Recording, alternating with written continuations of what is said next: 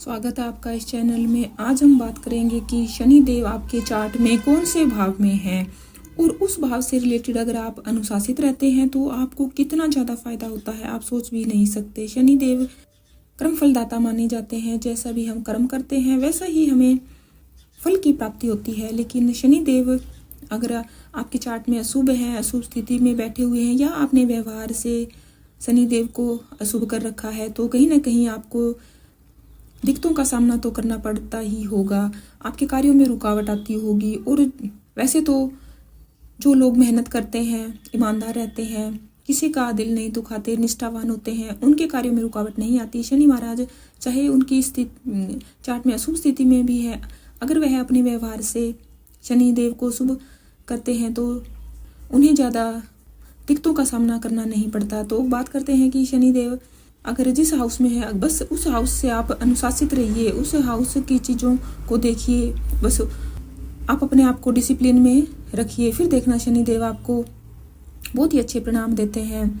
Shani Dev 3rd house, 6th house, 8th, 10th और 11th भावों में शुभ माने जाते हैं। और 10th राशि में, वृष राशि में शुभ माने जाते हैं। तुला राशि में अच्छा फल देते हैं और मिथुन और कन्या राशि में सामान्य ही फल देते हैं।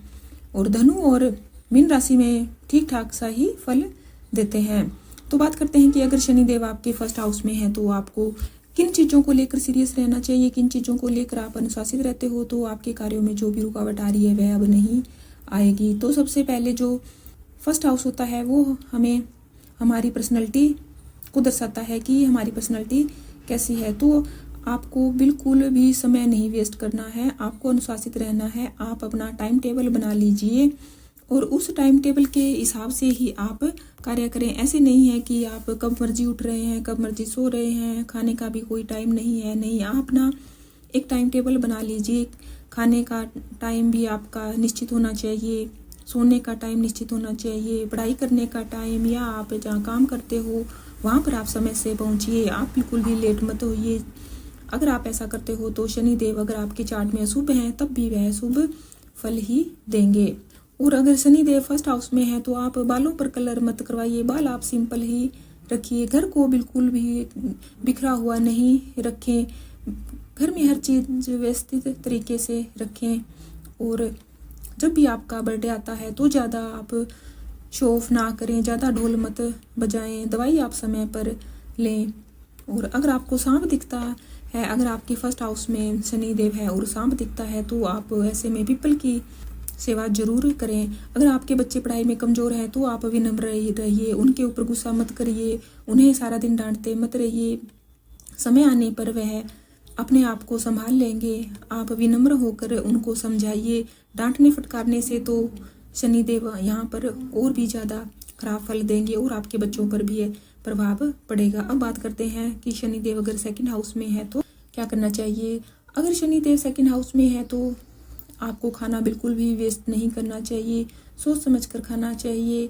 और ऐसे नहीं है कि आप कुछ भी खा रहे हो, आपको अपनी सेहत का ध्यान रखना है और जो खाना आपके लिए सेहतमंद है वही आप खाएं और अपना फ़र्ज़ पूरा करें। आपका फ़र्ज़ देखिए, आपकी पत्नी के प्रति, पति के प्रति, बच्चों के प्रति, माँ बाप के प्रति क्या फ़र्ज़ है।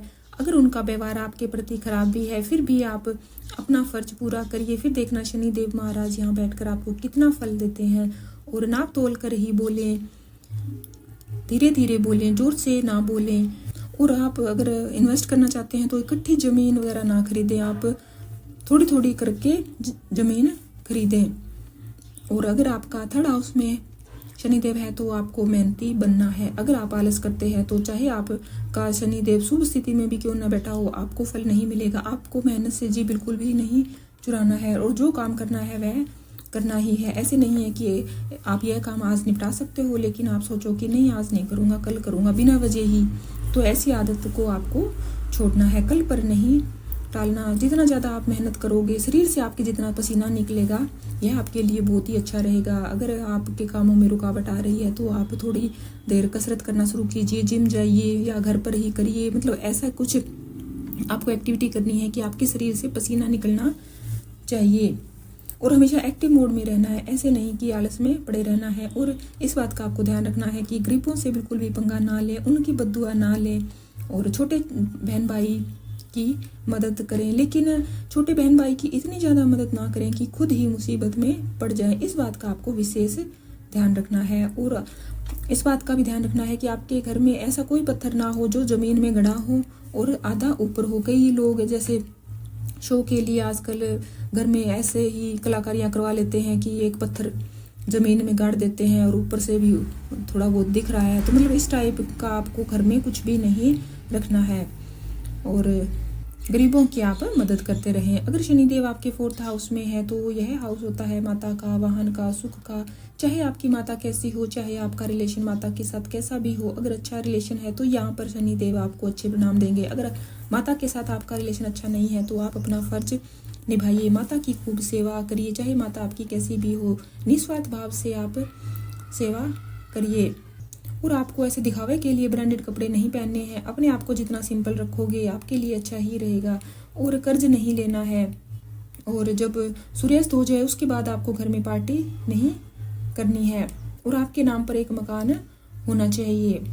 और अब बात करते हैं 5th हाउस की। 5th हाउस हमारी संतान का होता है, लव रिलेशनशिप का होता है। तो आप की संतान चाहे अच्छी है बुरी है, आप उनको हमेशा सही शिक्षा देते रहें। और संतान का पक्ष आपको नहीं लेना है। अगर वह सच्चे हैं तो आप उनकी तरफ हो जाओगे, लेकिन अगर वो गलत हैं तो आप उनको समझाइए, अनुशासन में रखिए, विनम्र होकर अनुशासन में रखिए, उनका ज़्यादा पक्ष आप ना लें। और आपके घर में ऐसा कोई स्थान होना चाहिए जहाँ पर रोशनी आनी चाहिए।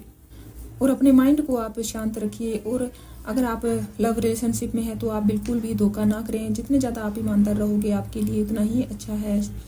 और आपका जो फ्रेंड सर्कल है उसके साथ बैठकर आप शराब ना पिए। अगर डॉक्टर ने आपको कह रखा है कि आपको कोई छोटी मोटी बीमारी है, रोज़ का ऑपरेशन करवाना है, तो आप डिले मत करिए, उसका ऑपरेशन आप जल्दी से करवा लीजिए। अगर 6th हाउस में आपके शनिदेव है तो अपनी शक्ति का आप ज़्यादा प्रदर्शन मत करिए। मत ऐसे ढोल पीटते रहिए कि मेरा उस नेता के साथ बहुत अच्छा संबंध है, मैं ऐसे करवा सकता हूँ, वैसे करवा सकते हूँ। ठीक है, यह बात आप अपने तक ही सीमित रखिए। और जो भी आपके पुश्तैनी सामान है वह आप मत बेचिए, संभाल कर रखिए। और चमड़े की चीज़ों से आपको दूर रहना है। और ज़्यादा आपको बिना वजह ही दुश्मन नहीं बनाने हैं। अब बात करते हैं 7th हाउस की। अगर 7th हाउस में आपके शनिदेव है तो अपने जीवन साथी को पूरा समय दे, उसके साथ धोखा ना करें। अगर आपका कोई लड़ाई झगड़ा चल रहा है तो लंबा ना चलने दें, सूझबूझ से उस झगड़े को ख़त्म करें। अगर आप पार्टनरशिप करते हैं तो उसमें आप बिल्कुल डिसिप्लिन रहिए। ऐसे नहीं है कि आपने बिजनेस में, नौकरी में कोई भी पार्टनरशिप कर ली है तो आप उसको अनदेखा करें। उसमें आप डिसिप्लिन रहिए। जो भी कानूनी कार्रवाई होती है या कागजी कार्रवाई होती है आप अच्छे से मेंटेन करके रखें। हर चीज़ आप लिखित में रखें। अगर आपका शनिदेव 8th हाउस में है तो यहाँ पर आपको सुख तो मिलेगा, लेकिन आप जल्दी जल्दी अपने कामों में बदलाव ना करें। और ध्यान रखें कि आप बंद गली वाले मकान में आप ना रहें। गरीबों के साथ आप न्याय करें और अपने आप को थोड़ा आप गुप्त तरीके से रखें। खुली किताब सबके सामने बनकर आप नहीं रहना है। और अगर आप शराब पीते हो तो यह आपके लिए बहुत ही बुरी बात है। आपको शराब नहीं पीनी चाहिए। अगर किसी का शनिदेव 8th हाउस में है तो आप शराब ना पिए। अगर आप किसी धर्मशाला में जाते हो तो वहाँ पर आते समय आप दान ना दें। आप यह दान अपनी पत्नी के नाम, पति के नाम या घर में कोई भी और सदस्य है उनके नाम आप यह दान दे सकते हैं। अब बात करते हैं कि 9th हाउस में अगर शनिदेव हो तो क्या करना चाहिए। तो 9th हाउस में शनिदेव है तो आपको अपने पिता की ब्लेसिंग लेनी चाहिए। पिता चाहे जैसा भी हो आप उनकी सेवा करिए, डिसिप्लिन में रहिए। अगर आप विदेश जाना चाहते हो, विघ्न बाधा आ रही है तो कोई बात नहीं, इस बात को लेकर आप ज़्यादा टेंशन में मत रहिए। विघ्न बाधा तो आपकी आएगी लेकिन काम आपका बन जाएगा। इस बात के पीछे आप मत पड़े रहिए और अपने धर्म के प्रति आप आस्था रखें। अगर आपका शनिदेव 10th हाउस में है तो आप लड़ाई झगड़े से दूर रहना चाहिए और मैकेनिकल इंजीनियरिंग की लाइन में आपको कम ही जाना चाहिए। अगर आप चालाकी करते हैं, धोखा करते हैं तो यह आपके लिए अच्छा नहीं रहेगा। पिता की आप सहायता करते रहें, निस्वार्थ भाव से सहायता करते रहें। और अगर आप पुश्तैनी मकान में रहते हैं तो यह आपके लिए बहुत ही अच्छा रहेगा। और अपने नाम पर नया प्लाट खरीद कर मकान ना बनाए, आप किसी दूसरे घर के मेंबर के नाम पर आप खरीद सकते हो। और सरकारी कामों में आपको ईमानदार रहना है, आपको चालाकी नहीं करनी है, रिश्वत बिल्कुल भी आपको नहीं लेनी है। जितनी ज़्यादा आप ईमानदार रहोगे, डिसिप्लिन रहोगे, अगर आप नौकरी कर रहे हो, बिजनेस कर रहे हो तो उसमें आपको टाइम टेबल बना कर रखना है। उसमें आप जितने ज़्यादा डिसिप्लिन रहोगे आपके काम उतने ही ज़्यादा आगे आगे बढ़ते जाएंगे। अब बात करते हैं 11th हाउस में। अगर 11th हाउस में है तो आपको ससुराल वालों से अच्छा संबंध रखना है, झूठ नहीं बोलना है, किसी का पैसा नहीं मारना है, पैसे के लिए आपको शॉर्टकट नहीं अपनाना है, भाई बहन की आपको हेल्प करनी है। और फ्रेंड सर्कल में आपको चौकन्ना रहना है, कोई भी आपको धोखा ना दे पाए, आप भी किसी भी फ्रेंड को धोखा ना दें, ईमानदार बने रहिए। और आपकी जो भी सोशल लाइफ है उसमें आप झूठी बातें ना फैलाएं, जो भी है आप सच्चे बने रहें। अब बात करते हैं 12th हाउस की। अगर 12th हाउस में शनिदेव है तो आपके सोने का टाइम निश्चित होना चाहिए, जागने का टाइम निश्चित होना चाहिए, आपको भोगी नहीं बनना है। गुण दोष जो भी आपको पार्टनर मिला है उसको गुण दोष के साथ अपनाना है। फिर देखना आपको शनिदेव यहाँ बैठकर कितना ज़्यादा फ़ायदा देते हैं। अगर आपका कोई पड़ोसी है उसके साथ आपका कैसा भी रिलेशन है, आपको इस बात की चिंता नहीं करनी है। जो आपका फ़र्ज़ बनता है आप उसे निभाइए, पड़ोसी की हेल्प कीजिए, दान पुण्य कीजिए। अगर आपके कोई आंखों की बीमारी है तो उसका जल्दी से जल्द आप इलाज करवाएं।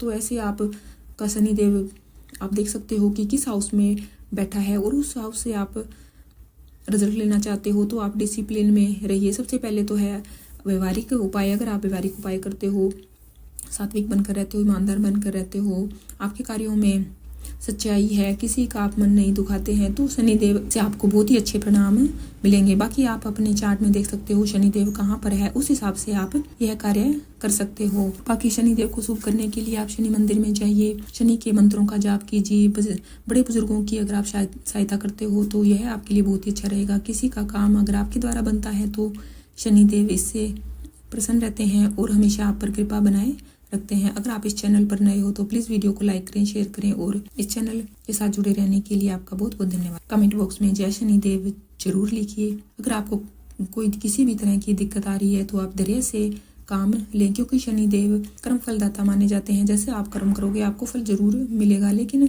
शनिदेव के कार्यों में थोड़ा डिले होता है, वह परफेक्शन के कारक माने जाते हैं। जब तक आपका कार्य बिल्कुल परफेक्ट तरीके से नहीं होगा वह काम आगे नहीं बढ़ेगा। इसलिए आप अपने कार्यों पर देखें, आप जो भी कार्य कर रहे हो ऐसे चालू काम आप ना करें, बहुत ही अच्छे तरीके से आप काम करें। अगर आप ऐसा करते हो तो जो भी आप काम कर रहे हो वह काम आपको तरक्की तक पहुंचाएगा और शनिदेव की कृपा आप पर हमेशा बनी रहेगी। धन्यवाद।